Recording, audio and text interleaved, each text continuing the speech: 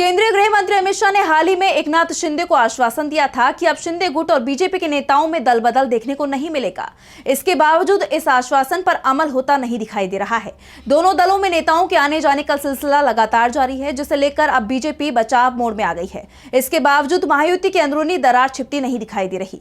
BMC चुनाव से पहले का यह घटनाक्रम महायुति के अस्तित्व पर कई सवाल खड़े कर रहा है। देखिए रिपोर्ट। महायुति में जारी अंदरूनी खींचतान को लेकर बीजेपी बचाव मोड में आ गई है, लेकिन इसके बावजूद महायुति की दरार छिप नहीं रही है।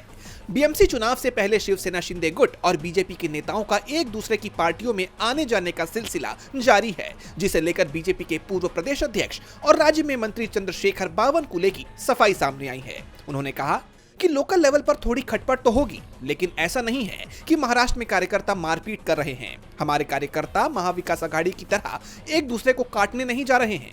गठबंधन में 3 दल हैं। स्थानीय लेवल पर सभी कॉर्पोरेटर जिला पंचायत और जिला परिषद में जाना चाहते हैं। इस वजह से कार्यकर्ता बीजेपी में आ रहे हैं। गौर करने वाली बात यह है कि बीजेपी का यह बयान तब आया है जब केंद्रीय गृह मंत्री अमित शाह ने हाल ही में डिप्टी सीएम एकनाथ शिंदे को आश्वासन दिया था कि इस तरह का दल बदल अब नहीं होगा।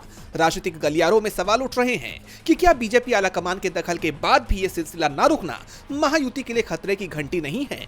क्योंकि अगर लोकल लेवल पर यह अनबन और अविश्वास गहराता है तो आगामी चुनावों में इसका सीधा नुकसान तीनों पार्टियों को हो सकता है, जिसका सीधा फायदा महाविकास आघाड़ी को मिलता दिख सकता है। अब बड़ा सवाल यह है कि शिंदे ने दिल्ली दौरे में शाह से जो आश्वासन लिया था उस पर अमल होता नहीं दिख रहा है।